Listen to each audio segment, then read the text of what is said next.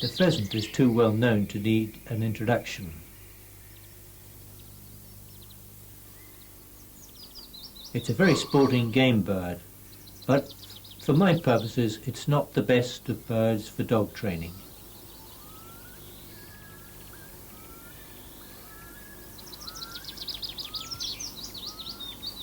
Around the release pen, they run around and leave ground scent everywhere.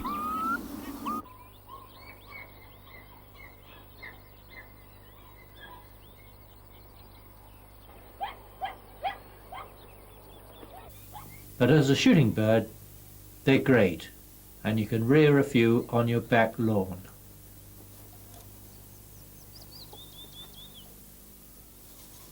The choice of broody hen is probably the most critical factor, and I prefer a silky crossed with a light Sussex bantam.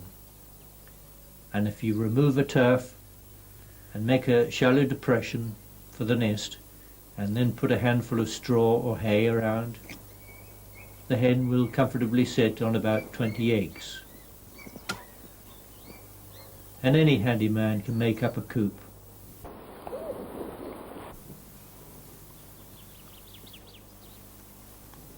You just want to put her out of the way of vermin like this. There's nothing more destructive than pointer puppies. They get their little noses into everywhere. And I've had puppies smaller than this kill a full-grown goose just by simply ganging up on it. Here's one attacking a poor defenceless little bumblebee, although he doesn't really seem to know what to make of it. We'll have to think this one out, I think. Well, with them safely shut up, the hen can get on with incubation, and after 28 days we should get some chicks. If we've got 15 out of 20 eggs, we're doing quite well. There's always the odd dead one. And she seems to be doing well enough. At this stage, the chicks are not terribly mobile, but in a couple of days they'll be dashing around like that bumblebee, so it's just as well to keep them cooped up.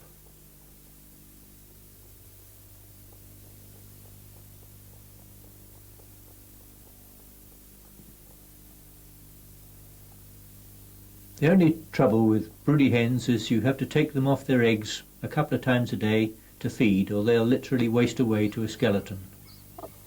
But there's nothing to beat them when it comes to rearing a brood of pheasant chicks.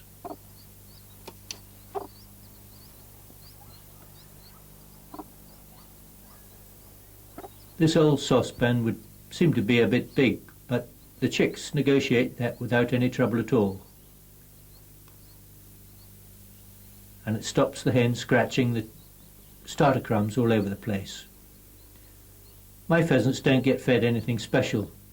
They get turkey starter or baby chick crumbs to start off with, and then probably graduate to layers pellets. There's no doubt that they do better with the specialist game feeds, but they're more expensive, and up here in the north of Scotland they're not so easily obtained.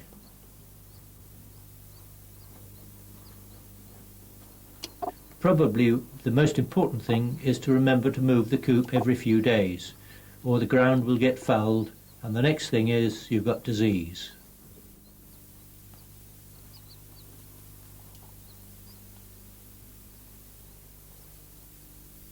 Not only is the hen a good incubator, but she's a good brooder too. And rooms come with a view.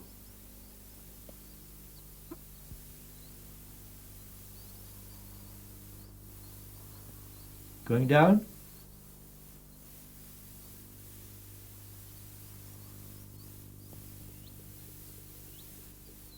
These pelts have been moved on to layers pellets, and they don't seem to know what to make of them.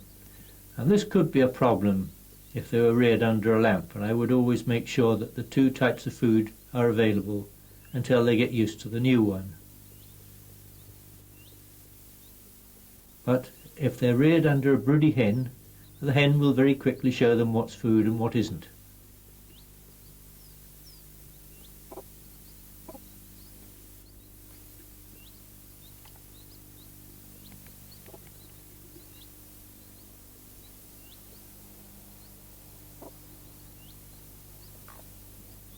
Poults reared under broodies always do better than poults reared under a lamp. But for quantities, if you're going to rear 50 or 100 chicks, perhaps you put the eggs into an incubator, then the best form of heat is the dull emitter ceramic heater. And I've just run an electric line out from the bedroom window, and I've knocked up this little brooder house with a couple of sheets of plywood. The run is an old quail callback pen, and you can see the funnel there. The funnel, incidentally, has been blocked off because it would be very easy for vermin to get in and kill the chicks that way. But pheasants are rather big and they're expensive to rear unless you're going to put them out for shooting. Just to rear them for dog training would be quite a waste. They're aggressive and they're big and they're frightening to a small pup. And they run a lot as well. So all in all, not a good idea for dog training.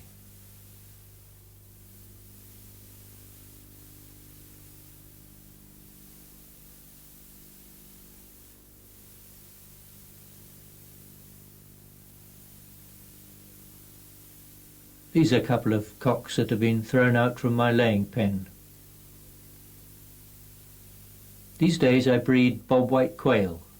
That's a hen in mature plumage, another hen, and a cock with its striking black and white head colouring. I can keep 12 quail where I'd keep one pheasant. This is a grey partridge. I tried partridges for dog training, but they're far too smart and they disappear over the hedge onto my neighbour's ground. And when it comes to breeding, in the late winter the sexes have to be kept separate or the cocks will fight. And then during the breeding season it's one cock to one hen in one pen.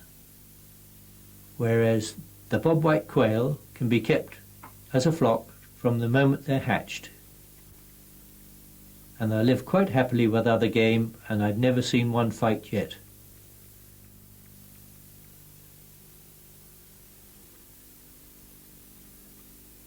I get more than enough eggs. They start laying around April. They'll go right through till August. My Nissen hut, incidentally, is made by slicing an old 45-gallon oil drum lengthways. I use Rolex incubators, which I've adapted to my own uses. I put in 10-turn potentiometers to control the temperature with a micrometer adjustment. Each incubator will take 209 eggs.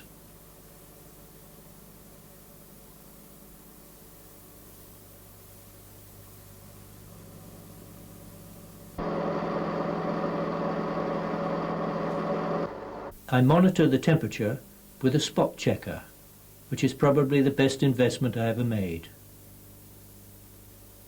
The temperature should be 99.95, incidentally. This is the last few eggs from a hatch, and I've given them a squirt with a rose sprayer to increase the humidity. Some of these won't live, but some of them will. The newly hatched chicks are very active, and they're tiny little things. You wouldn't be having your tea by any chance, would you? This one seems to be wanting to get through the television set.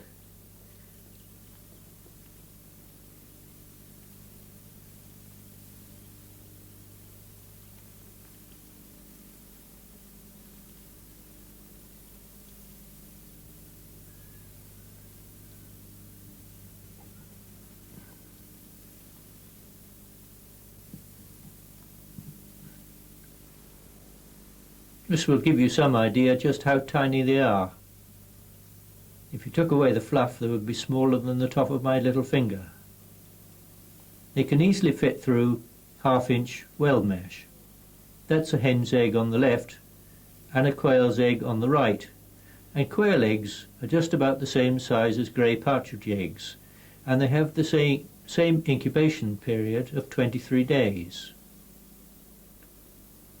The quail for the first few days need to be restricted to an area under the lamp, or they'll get lost.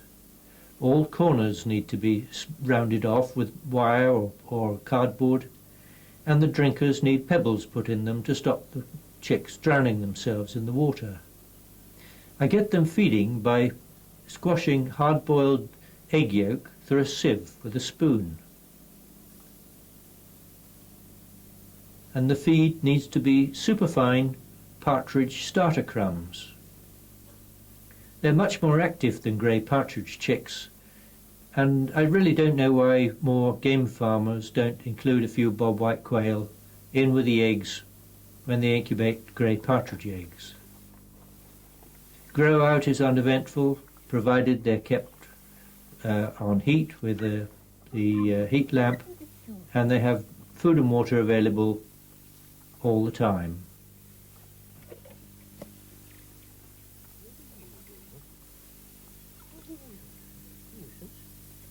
Chicks under a lamp will regulate their own temperature by moving near the centre of the spread of the heat or further out from the lamp, and you can judge how high the lamp should be according to the behaviour of the chicks. Young quail are the same colours regardless of sex, and they have a tremendously strong instinct to covey. And this is what makes them so useful for dog training.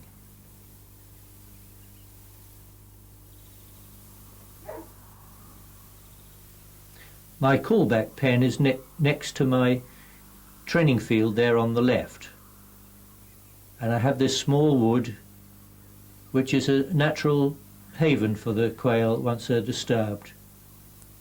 Once they've landed in the little wood, they can walk back to the pen, which is just a short distance away. And in the space between the two, I have a tunnel trap, and vermin can't resist diving in there and just having a look to see what is in it. And this is what caused the downfall of this stoat. If he'd got into my quail pen, he would have killed the lot. Last year, one of these animals killed 11 adult pheasants before I discovered what it was and caught him. I set the trap fairly fine because the weasel, which is smaller than the stoat, is just as bad.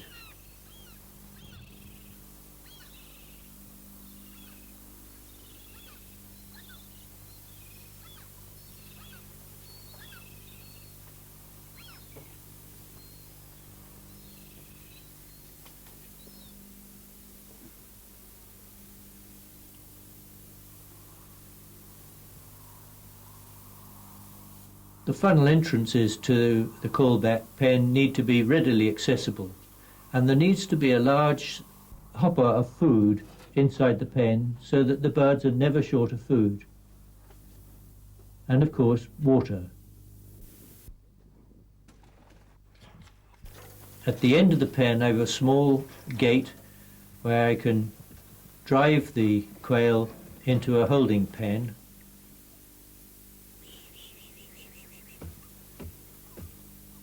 which makes it easier to handle them. These birds have been in this pen now for a couple of weeks, and I only need fill the feeder every now and again, so they're nice and wild, which is just what I want for dog training. But here I'm going to let out a few at a time, maybe half a dozen, to teach them to use the funnels. Funnily enough, they don't naturally learn how to use the funnels, and they have to be taught. Those seem to be going in all right, and that lot have flown off into the little wood. But that doesn't matter, because we've got some in the pen who will now call, and the ones that have flown into the wood will be anxious to rejoin the covey.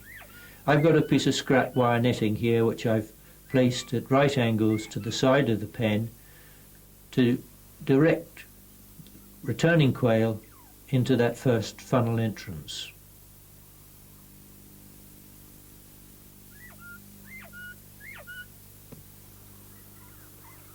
Here they come.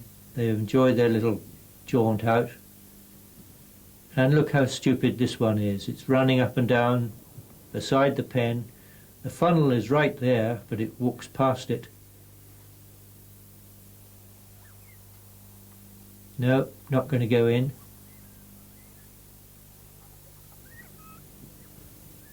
Ah, got it this time.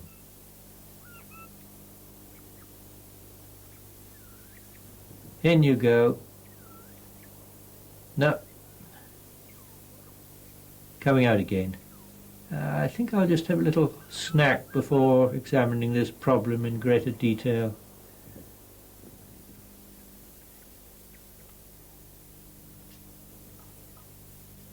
Yes, I think we'll go and have another look at it. Perhaps that hole up the end is where we're meant to go.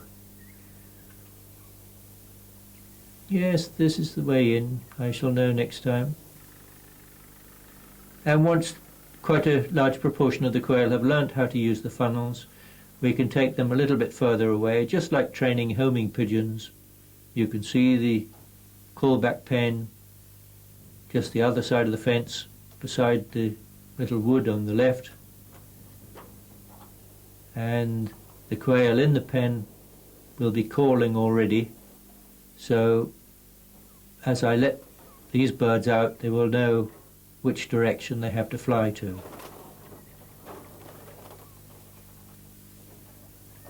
This pen, incidentally, is nothing special. It's an old rabbit cage.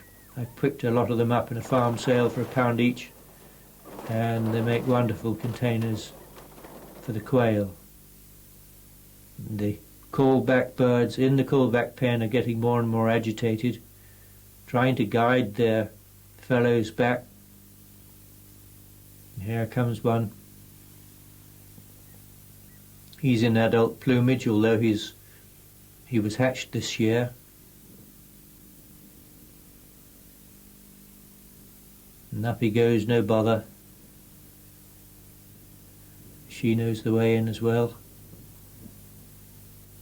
And straight to the feeder.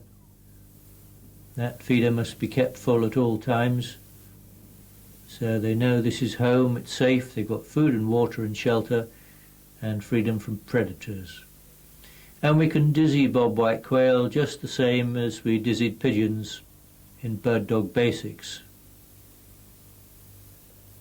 We just agitate the fluids in those semicircular canals in the inner ear, the ones which tell the bird how it's balanced during flight, and this is just confusing them, and it'll take a little while for them to settle down again and fly off.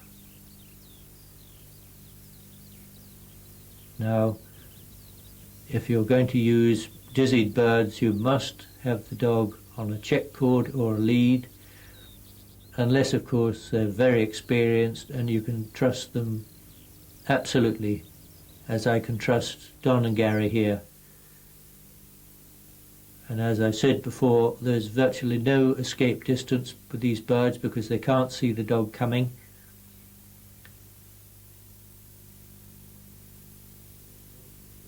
And to be quite honest with you, I don't use dizzied birds very much except for solving particular problems in dog training.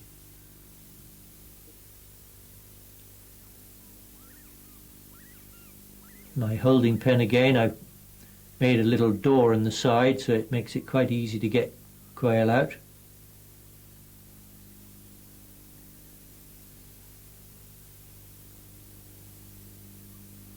And this time I drive them into a little tube of wire netting. I need about 4 or 5 of them. I think that'll do me. The trouble with quail is that they are so keen to get home that as soon as you let them out, they fly straight home again. So you want to do various things to try and persuade them to stay out in the training field, which could be a bit of set aside or some young grass or something, some low crop. And the open-ended tube of wire netting is just ideal because the birds, when they fly vertically upwards, and they're prevented from doing that with the wire, but when they calm down and settle down, they notice there's a hole up the end and they can just simply walk out. And by that time they've lost the urge to fly home.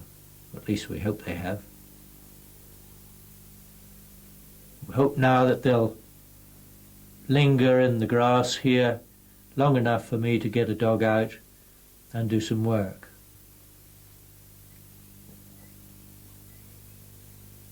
The advantage of using birds like this is that you don't need a check cord or a lead, and the dog can run freely. If it gets too close, the bird will flush and fly home, and the dog learns to respect the bird and to stand back once you've taught it to point.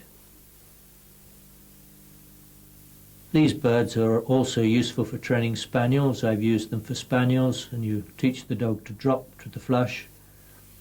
Or to retrievers, you can send the dog to retrieve and to ignore the birds as they flush.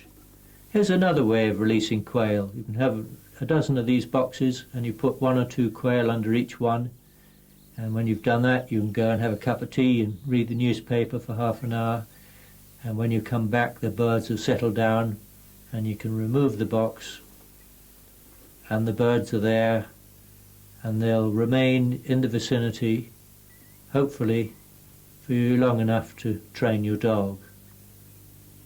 Again, they're quite free to fly off if the dog gets too close. Another rather hit and miss method is to simply take your tube of quail out into the field and let them go. Some will drop back into the grass, but most of them will probably fly straight home, just as I said the others would if we simply liberated them. I've dizzied 1 or 2 quail now, and we've got a little setter puppy here, and this is how the pups were taught in the pointing instinct initially. She's getting the hang of the fact that the scent of birds means there's a bird upwind, and she gets to chase it. So pop her in the back of the pickup while I dizzy some more. Pop them down into the grass.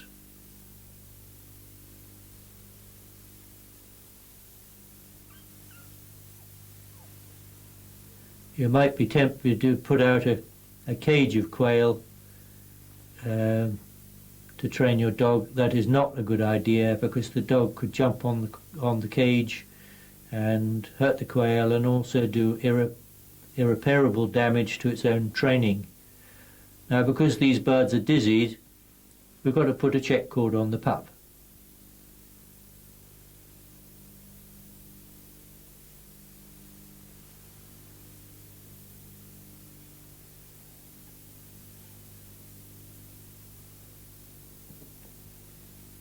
Again, we're downwind of where the quail are.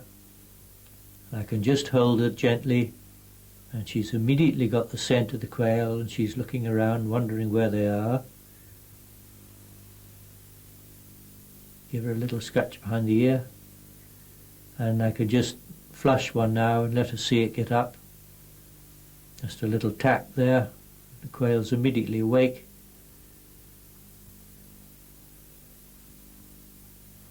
And the pup is fascinated by that, and I can let her go and let her have a chase now. And she's flushed it and is watching it go away.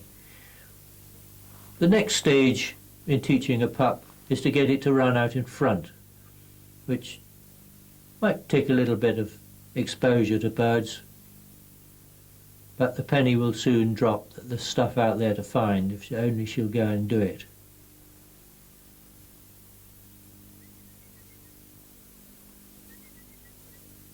I tend to use the quail in the long summer evenings when the scent is good and the birds are quite keen to go home.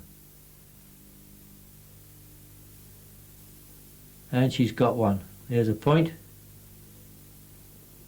Head up. She's got the air scent. She knows the bird is there. And just wait for it. This puppy has had no training at all. The only thing is she's been given the opportunity to learn by herself. which is what it's all about. There we go. And she realizes there's no way she can catch it, so she doesn't bother to chase.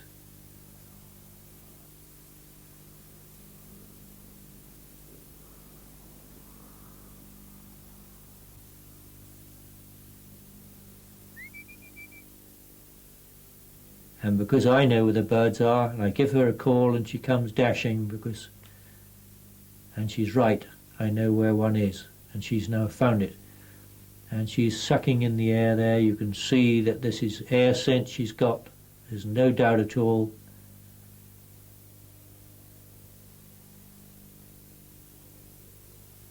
I can just put a little cord on her later on and encourage her to point.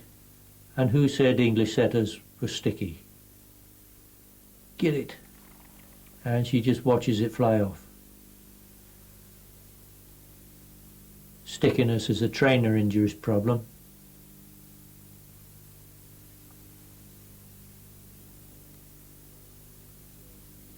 But all sorts of problems can be cured if you have enough game. And once these birds get fit, you can use them 2 or 3 times in the same day, but I never flushed them more than twice. Now I've put a couple of birds in this open-ended wire netting tube again.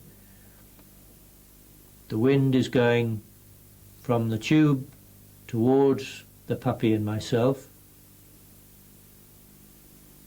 and the open end is upwind, so the natural inclination is for the bird to walk away from me and the puppy, and as it does so, it finds the open end of the tube and wanders out into the grass.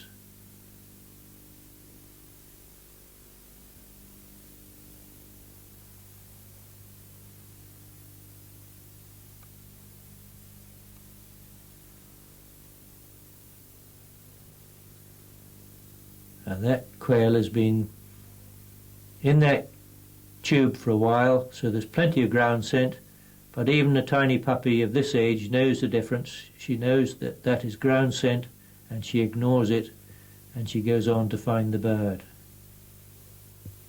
Her head is up, she's looking for the air scent, there's no doubt about that, and she's got it. Another point.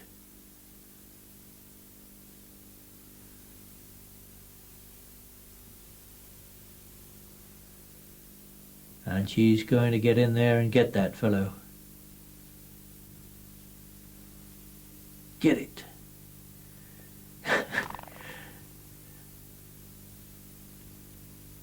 This is all tiring stuff. I think we'll have a sit down and a rest.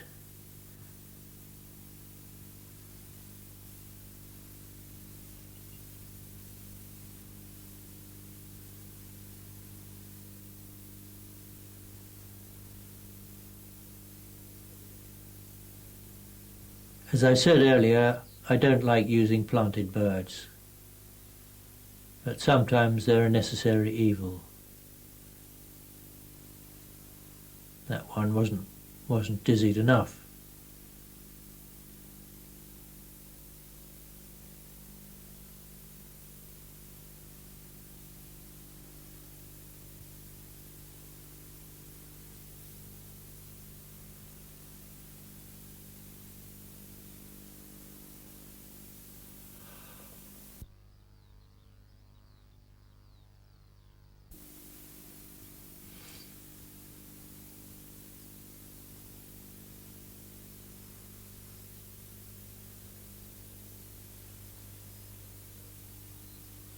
I've got this young dog,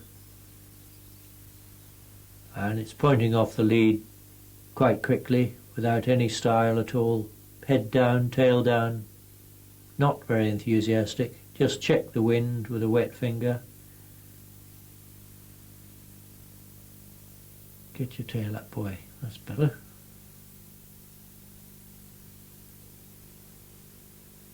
I like the tail to be either horizontal with the back or possibly 45 degrees.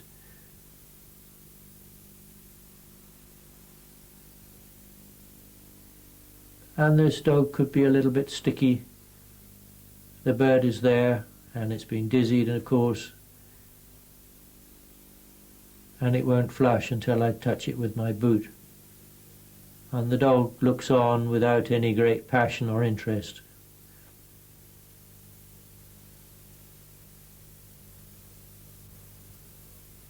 Now just look at the contrast where this dog has been allowed to hunt up and flush quail, and it's hunting with excitement, exuberance. No great precision in the quartering yet, but that will come. But he's got his head up and he's crossing the wind. He got a bit of a touch there, and he's got his head down there. He's looking for ground scent to just check. Bang, into the scent cone again, goes up the scent cone, runs out of scent, back casts and hits the scent cone again.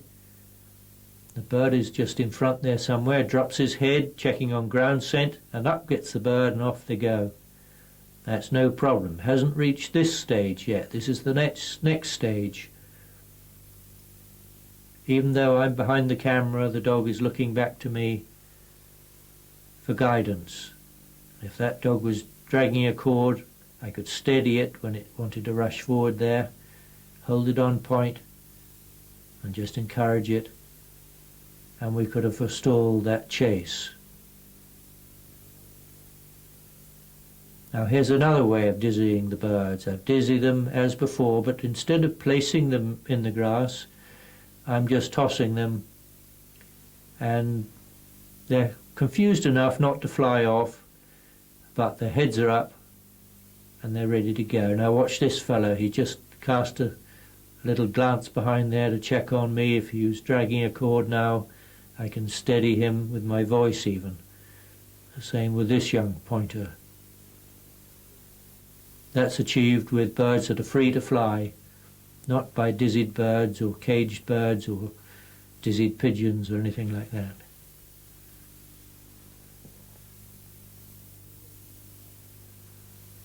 And you don't need a lavish setup. You don't need a great big callback pen such as I have, because I have a lot of dogs. My setup is rather extravagant perhaps. And this fellow is just enjoying the afternoon sun before going back to the callback pen with his mates here. One of my rabbit cages again. And I've got plywood on 3 sides to guide the birds to the front there, where I've built in one of these wire mesh funnels. And the call birds are calling like mad to get their friends to join them, reform the covey, and in there's a quail somewhere. I can hear him calling, coming back to go up the funnel and catch himself up. And you could easily put a cage like this in the back of the car, go to your training ground, let out a few birds, watch and work your dog on them, watch where they fly to, and then put your callback pen where the birds can easily get to it and go off and have a beer, come back half an hour later, and your training birds are all nicely caged up, ready to go back home again. Don't forget, of course, you have to train the birds to do this. I've got some feed in there so when they come back they can have a little snack, and they're all comfortable.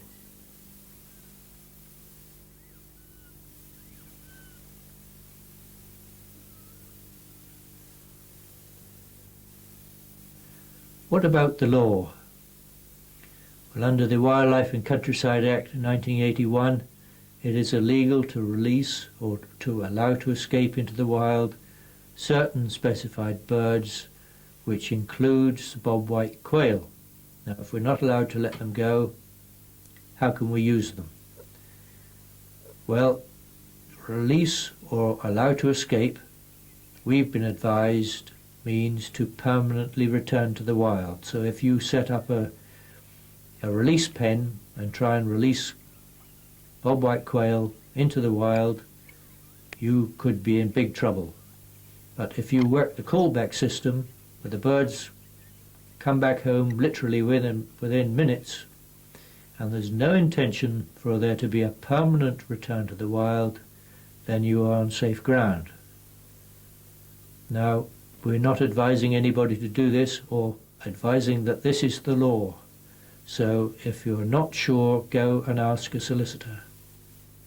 For more information on releasing game birds, rearing game birds, the Game Conservancy Trust. Egg production and incubation. This is one of the booklets from their Green series. And they're absolutely excellent. They've got all the information you could want. Game bird rearing. Pheasants, grey partridges, red-leg partridges. I haven't made much of red-leg partridges because they tend to run too much for my liking. Game bird releasing, you'll need that as well. You're going to do a bit of back garden game rearing. The incubation book is excellent if you're going to hatch your own eggs. I'm not sure whether the book is still in print, but there should be copies about. Quail and quail eggs. Don't bother with the Japanese. The bobwhite quail are the one, and you may be able to get them by looking at the shooting papers. Raising bobwhite quail for commercial use you can get from John Gill, also the Rolex incubators, and that is an excellent book. If you want to see those addresses again, you can pause your video recorder at the relevant page. I hope this little video has been of some use to you, and happy dog training.